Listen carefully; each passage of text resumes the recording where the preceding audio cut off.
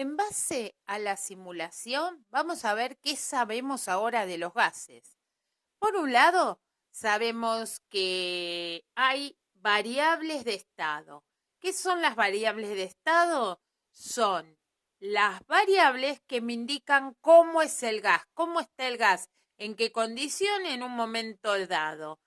Yo necesitaría saber el volumen que tiene el gas, que es básicamente el lugar que ocupa, que se medía en litros.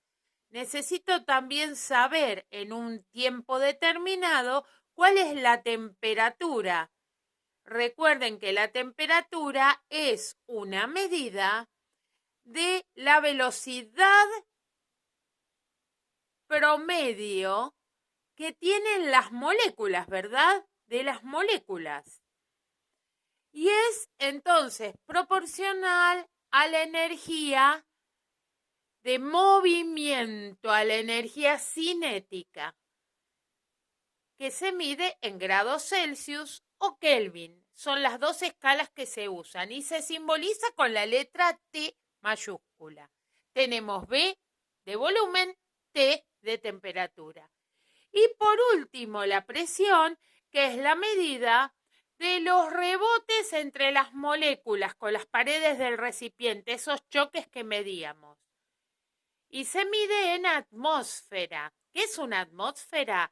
Es la presión que nos hace todo el gas, todo el aire que rodea la Tierra sobre nosotros. Eso es una atmósfera. Hay gases que tienen mucho más que una atmósfera y el simbolito es la presión. Entonces, vamos a tener tres leyes.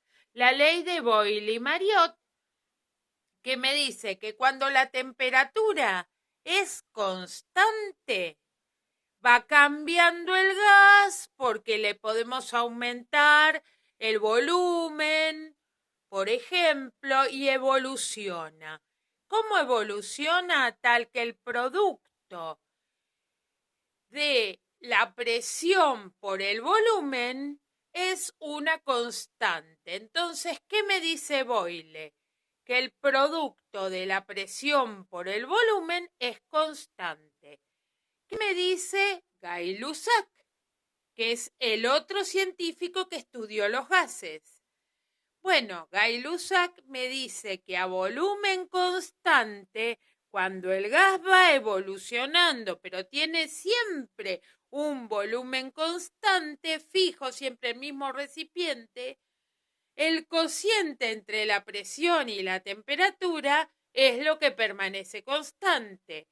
¿Y qué me dice Charles?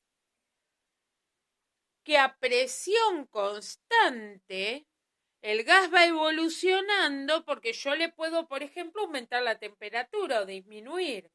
¿Qué me dice? Que el volumen sobre la temperatura es una constante. Todo esto se resume ¿en qué? En que esta formulita, la presión del gas por el volumen del gas sobre la temperatura del gas, permanece constante siempre. ¿Y cómo me queda la cuenta? Y bueno, si permanece constante y el gas evoluciona desde un estado inicial a un estado final, I de inicial, F de final, entonces la presión por el volumen sobre la temperatura en el estado inicial va a ser igual a la presión por el volumen sobre la temperatura en el estado final.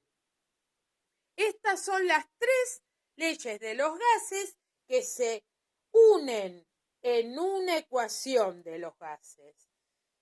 Todo gas que respete esta ecuación se denomina ideal. ¿Y qué es un gas ideal? Es un gas común y corriente, como los que tenemos nosotros alrededor que rodean la Tierra, siempre y cuando la temperatura no sea demasiado baja y además la presión no sea demasiado alta, o sea, dentro de las condiciones normales de presión y temperatura, todos los gases que conocemos son gases ideales porque respetan estas tres leyes que se juntaron en una ecuación. Un besito, chicos.